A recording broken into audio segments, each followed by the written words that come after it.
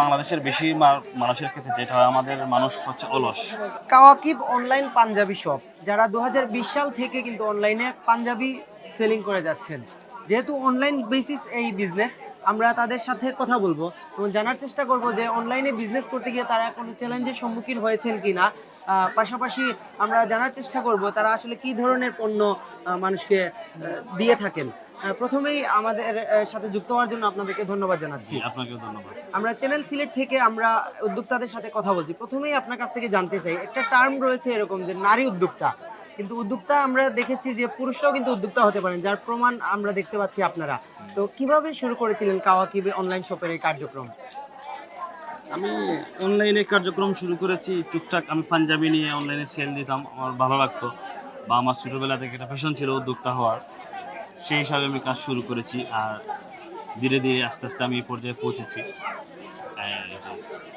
যেহেতু অনলাইনেই আপনারা ক্রেতা খুঁজেন, অনলাইনেই আপনাদেরকে তারা খুঁজেন যে যারা পণ্য নেবেন, তো সেক্ষেত্রে তাদের সাথে যোগাযোগ করতে আপনাদের কোনো চ্যালেঞ্জের সম্মুখীন হতে হয় কিনা, বা কোনো সময় কোনো প্রতারণার শিকার হয়েছেন কিনা? চ্যালেঞ্জ বলতে আসলে অনলাইন বেস বিজনেস যেটা, এটা তো হচ্ছে আপনার বিশেষ করে ফেসবুকের উপর অনেকটাই ডিপেন্ড করে। আগে এক সময় ছিল, 2 বছর আগে, আমরা ফেসবুকের এই অ্যাডভার্টাইজিং কস্টটা অনেক কম ছিল, মার্কেটিং করাটা অনেক সহজ ছিল, বিজনেসটা ভালোভাবে করা গেছে। এখন ফেসবুকের খরচটাও বেড়ে গেছে, এই জন্য এখন একটু ডিফিকাল্ট। বাট যদি বিভিন্ন ধরনের কৌশল অবলম্বন করে প্রপারলি মার্কেটিং করা যায়, তাহলে বিজনেস অনেক ভালো।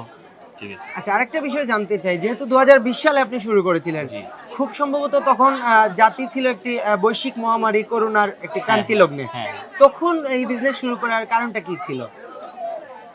আসলে বিজনেস প্রপারলি আমি বিজনেসটা শুরু করেছি আমার এই আগ্রহ থেকেই, কোনো বিশেষ কোনো রিজন এর পিছনে নাই, এমনিতে শুরু করছি শখের বসে, আর এই তো চলছে। পড়ালেখার পাশাপাশি নিশ্চয়ই এটি করেছেন, এবং অন্য কিছু না করে এই উদ্যোক্তা পেশাটা বেছে নেওয়ার কারণটা? উদ্যোক্তা, আমি পাশাপাশি মাদ্রাসার টিচারও, মাদ্রাসায় পড়াশোনা আছে, আমার শিক্ষকতা করছি, পাশাপাশি আমি বিজনেসটা করতেছি। আমাদের শপও আছে, আমাদের ওয়েবসাইট আছে, ওয়েবসাইট হচ্ছে kawakib.shop, আমাদের ফেসবুকে পেজ আছে।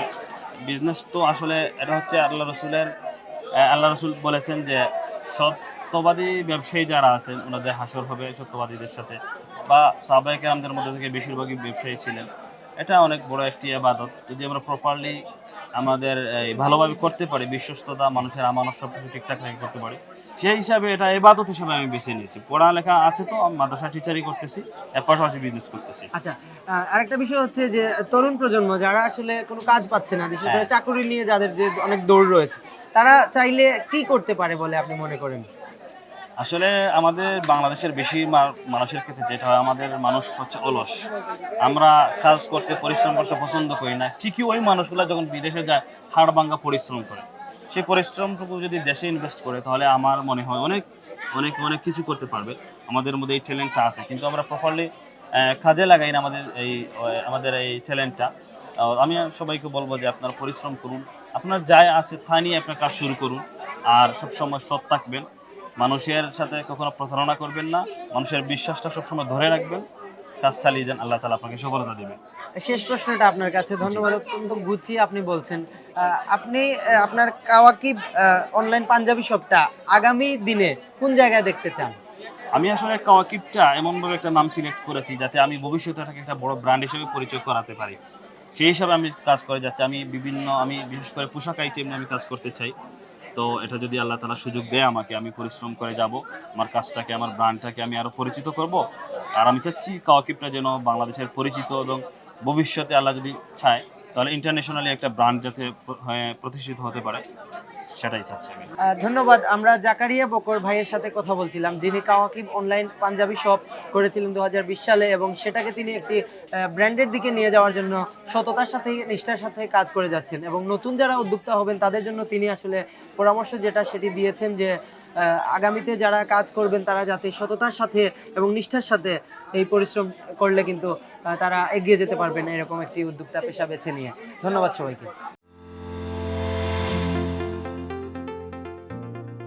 একটি চ্যানেল সিলেট প্রযোজনা।